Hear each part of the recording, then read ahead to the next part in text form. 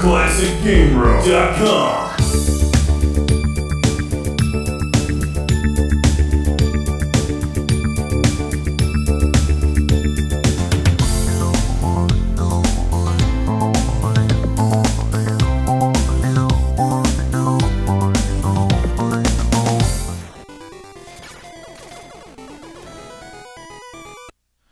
It's Classic Game Room, wondering how something as small and innocent as this Game Boy can kick your ass so hard when it's playing R-Type DX.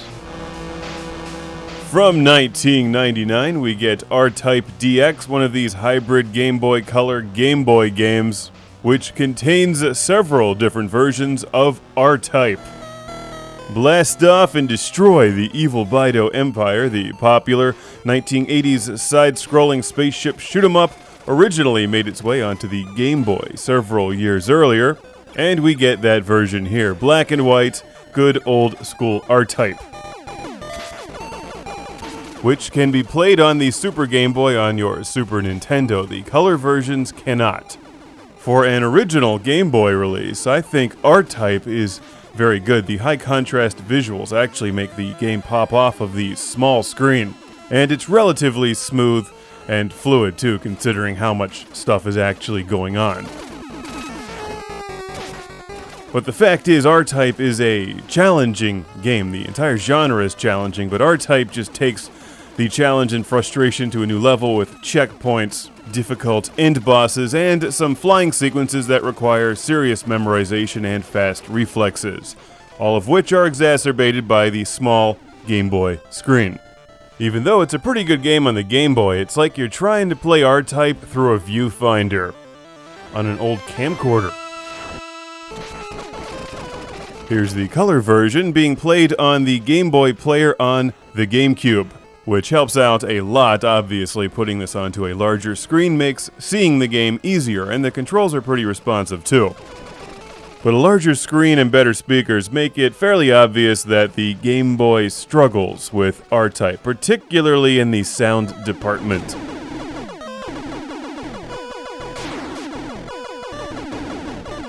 You can just hear it struggling. It wants to deliver better sound, it just can't. And while it looks pretty good, especially in color, frequently you'll face a lot of flicker and sometimes even miss a bullet that hits you. Kind of annoying. Not the best version of R-Type out there, obviously, but still a good effort on the Game Boy and the Game Boy Color. Here it is being played on my Game Boy Advance SP, and I think this is the best way to enjoy R-Type DX, because it's not painfully obvious what's wrong with the game when you're seeing it on a small screen, and it looks nice in color, especially when it's backlit on the SP version.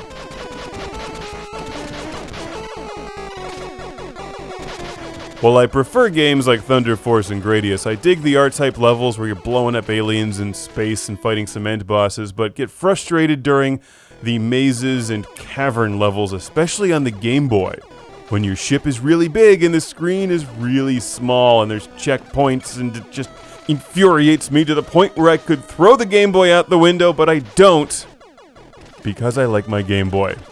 And I also like my window. I should note that windows are a hell of a lot more expensive than Game Boys, so if you're going to throw your Game Boy out the window, open the window first, and then grab the GameCom, pretend it's a Game Boy, and then throw it out the window. Huh? Ridding the world of the GameCom one unit at a time.